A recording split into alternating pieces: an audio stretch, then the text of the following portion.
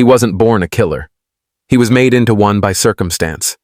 Carlo Gambino, the name that would one day strike fear and respect across America, began as a quiet boy from Palermo, Sicily. He wasn't chasing power or money. He only wanted a better life. But when you're born into poverty, surrounded by violence and cornered by fate, choices disappear fast. When Carlo arrived in New York, he found a world far crueler than the one he left behind. Immigrants were exploited, police were corrupt, and honest work was nearly impossible to find. To survive, he stepped into a world ruled by shadows, a world that demanded loyalty, silence, and blood. He rose not because he wanted to, but because he had to. Every betrayal, every body that fell, pushed him further into a role he never desired, until the quiet boy became the most powerful godfather in America. This is the haunting story of a man who never wanted the throne, but destiny forced him to wear the crown. This is Carlo Gambino, the reluctant godfather.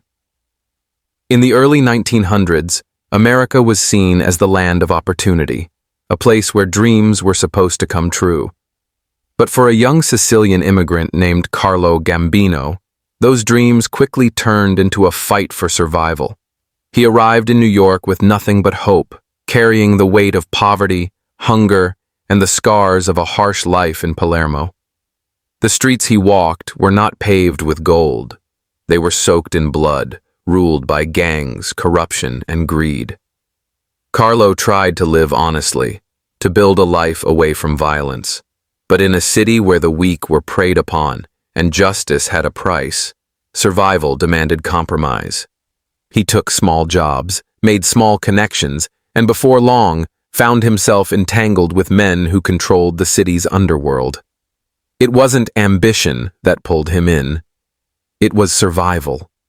What made Carlo different was his mind. He understood power not through violence, but through patience. He learned to watch, to wait, to strike when others destroyed themselves.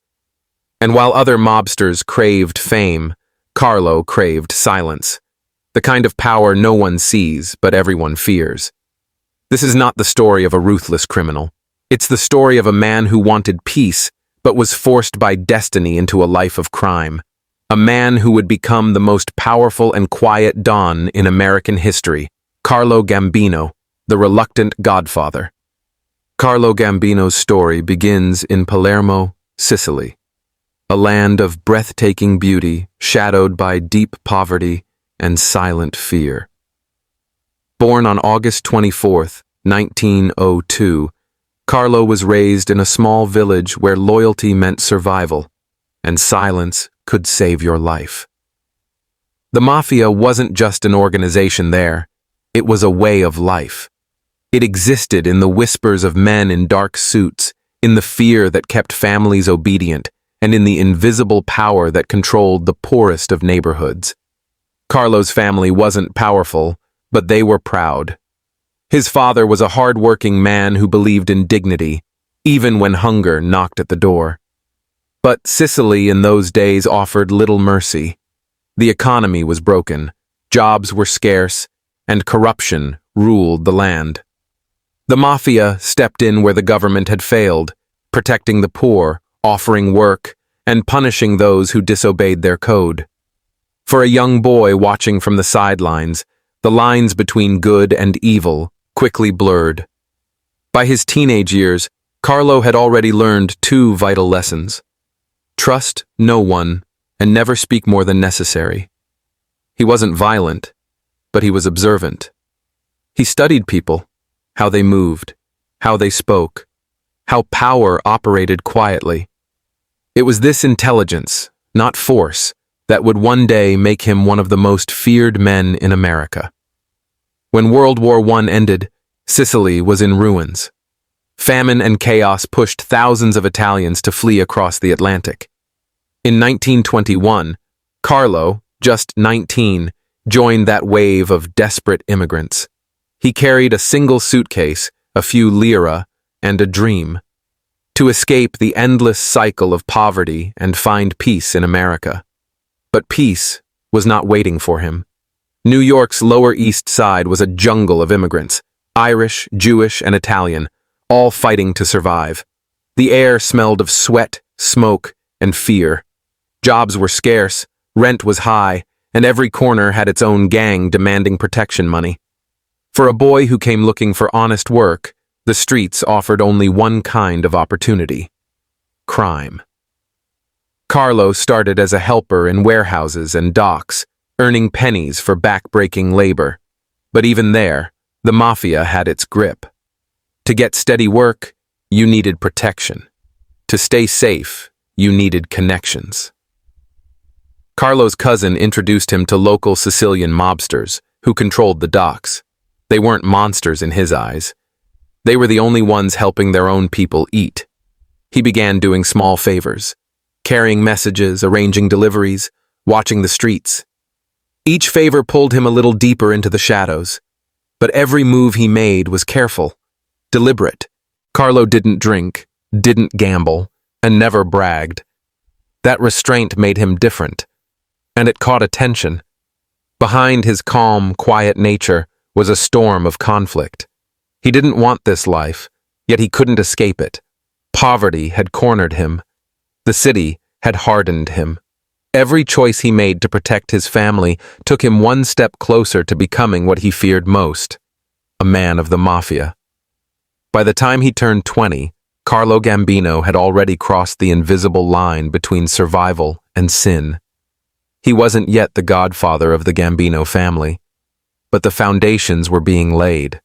The boy from Palermo, shaped by hardship and silence, had begun a journey that would make him one of the most powerful and most reluctant Mafia bosses in history. Carlo Gambino's entry into the Mafia wasn't a choice. It was a slow, silent fall into a world that offered him no other way out. By the early 1920s, New York City was crawling with crime families, each fighting for dominance, territory, and control over the streets. In the chaos of prohibition, when alcohol became illegal, bootlegging turned ordinary men into kings and murderers overnight. For Carlo, it was a world he never wanted to be part of, but the world refused to leave him alone. He started small, working quietly under the D'Aquila crime family, one of the early Sicilian powerhouses in New York. They noticed his calmness, the way he handled conflict without drawing attention. He wasn't like the loud, impulsive gangsters chasing money and fame. Carlo was patient, calculating, and always thinking 3 steps ahead. It didn't take long for bosses to see potential in the quiet Sicilian boy who never lost his temper. Still, Carlo carried guilt. Each illegal job, from running liquor shipments to collecting payments, took him further from the life he once dreamed of. But in a world where violence ruled and the law looked the other way, morality had no place. He told himself it was temporary, just until he could earn enough to build a better life for his family. But deep down, he knew there was no turning back. The streets were ruthless. Rival gangs didn't forgive mistakes, and one wrong move could end a life. Carlo saw it all. Men betrayed by friends, shot in alleys, buried without names. He learned to survive not with a gun, but with silence. The less you spoke, the longer you lived. He became known as the Ghost, always present, rarely seen.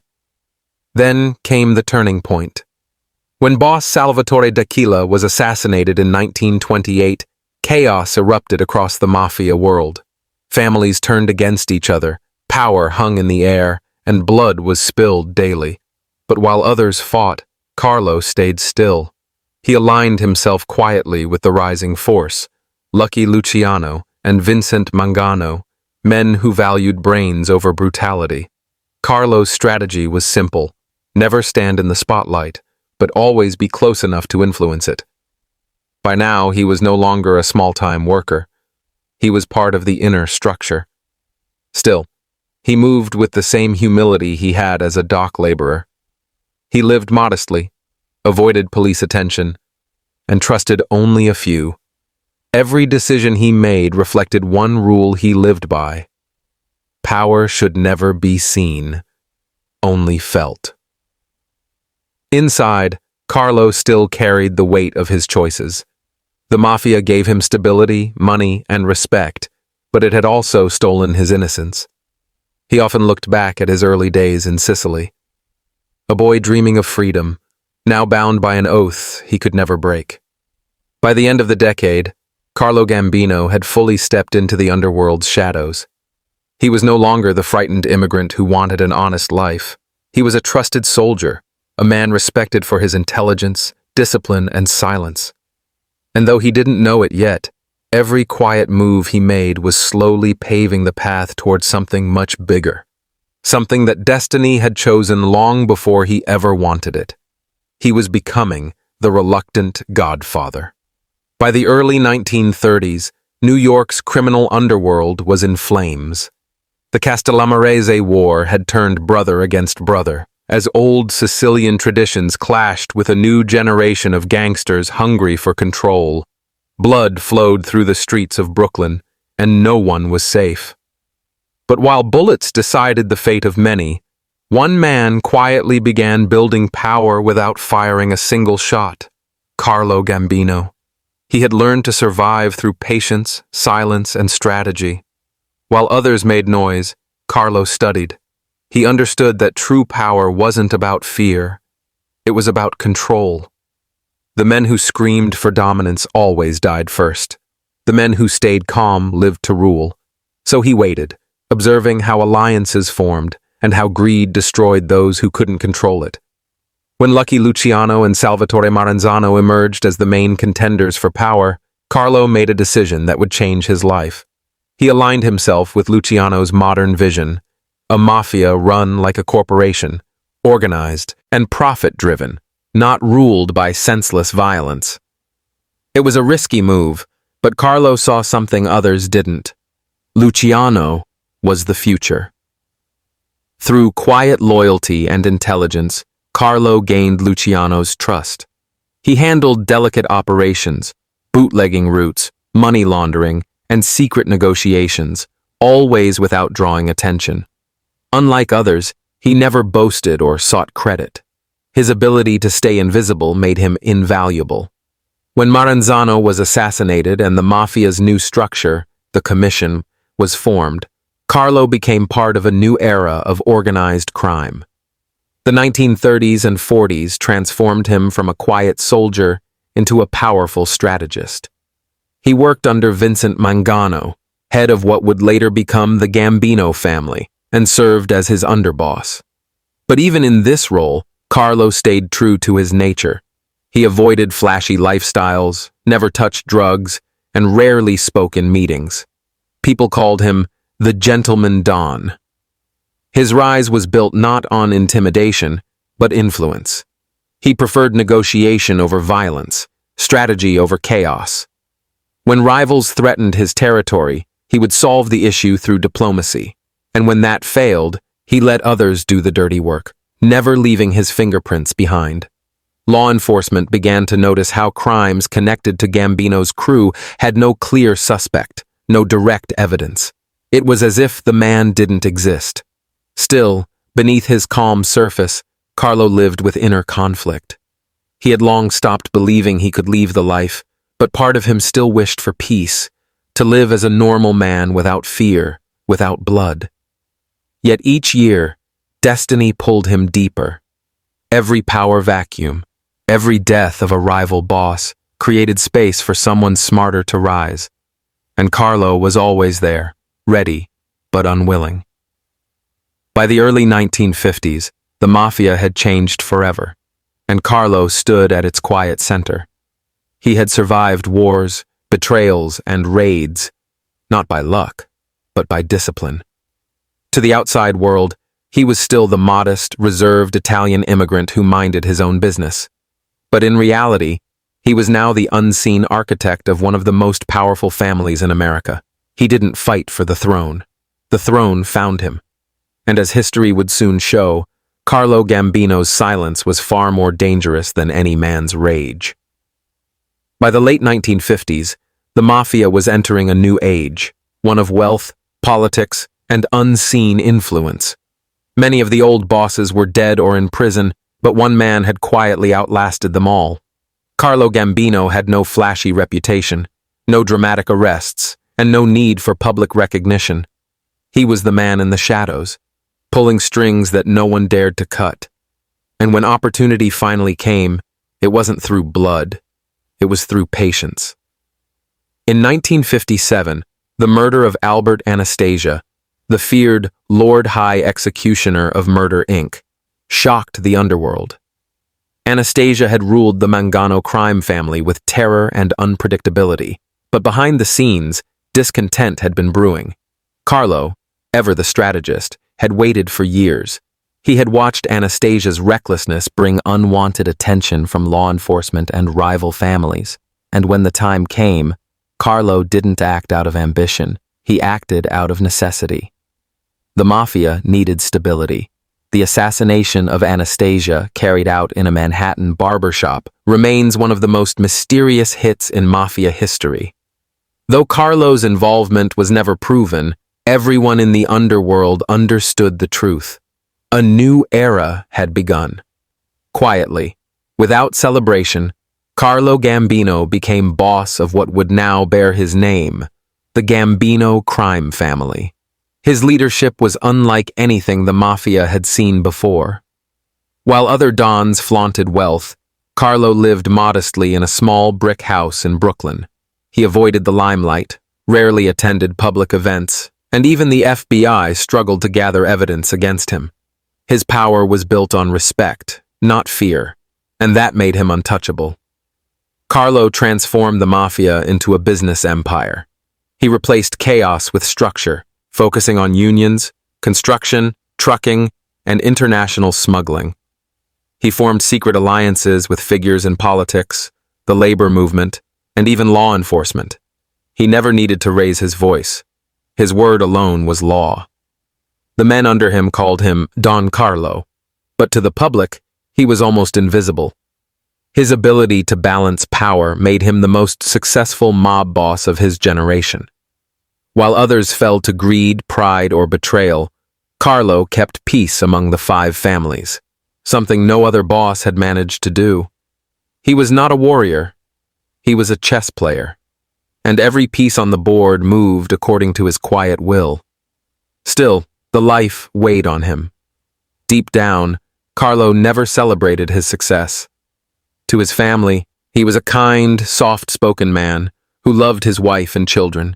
He ate dinner at home, went to church, and never bragged about his wealth. But he knew the cost of peace. It was built on countless lives lost, on choices that could never be undone. By the 1960s, the Gambino family was the most powerful crime organization in America, and Carlo ruled with silent authority. He had everything the streets could offer: power, respect, and fear. Yet he carried himself like a man who had none of it. The quiet boy from Palermo had become the most powerful don in America. But power, he knew, was a curse disguised as destiny, and destiny, once chosen, could never be escaped. By the 1970s, Carlo Gambino stood at the peak of a criminal empire that stretched across America. From the docks of New York to casinos in Las Vegas, his quiet command reached into every shadow of the underworld. The FBI called him the boss of bosses. But to those who truly knew him, he was a man haunted by the very world he had built. Carlo had always ruled differently. He despised unnecessary violence, preferring negotiation over bloodshed. His meetings with other family heads were marked by calm reason, not threats. He often said, "Violence brings heat. Heat brings death." His goal was simple: maintain peace within the Mafia and keep law enforcement blind to its true reach. Under his rule, the Mafia functioned like a corporation, efficient and profitable. Yet despite his success, Carlo was a prisoner of his own kingdom. He rarely smiled in his later years. Those close to him recalled how often he sat in silence, staring at old photos of Sicily, the land he had fled in search of peace. He had built an empire, but at the cost of his soul. The world he entered out of necessity had consumed him completely. Every life taken, every betrayal ordered, added another weight to his conscience. His greatest challenge came with succession. The Mafia's future depended on stability, but choosing a successor meant risking war. Many expected his underboss, Agnello della Croce, to take over. But Carlo made a controversial decision. He handed leadership to his nephew, Paul Castellano. It was a choice driven not by power, but by family loyalty. Yet even that act of peace would later ignite chaos after his death. As his health declined, Carlo withdrew further from the streets. He spent his days in his modest home in Brooklyn, surrounded by his wife and children. No bodyguards, no limousines, no lavish parties, just the simple life he once dreamed of. Despite his crimes, even his enemies respected him. The FBI had chased him for decades, yet never managed to put him behind bars for long. He had outsmarted everyone, not through luck, but through restraint. On October 15th, 1976, Carlo Gambino died quietly of natural causes in his home. No gunfire, no betrayal, no last-minute ambush, just a silent end to a life of storms. Thousands attended his funeral, not out of fear, but out of reverence. He was the last of the old-school dons, the man who turned the Mafia into a machine of order and who left it without chaos. But beneath the legend was a man who never wanted any of it. A man who only wanted peace, but was dragged into the underworld by fate and survival. In the end, his power became his prison, and his silence became his legacy. Carlo Gambino's story is not one of greed or ambition. It's the story of destiny's cruel irony. The boy who wanted to escape crime became its most disciplined master. The man who never sought power became the face of it. And though history will remember him as the godfather of the American Mafia, he will forever remain, in truth, the reluctant godfather.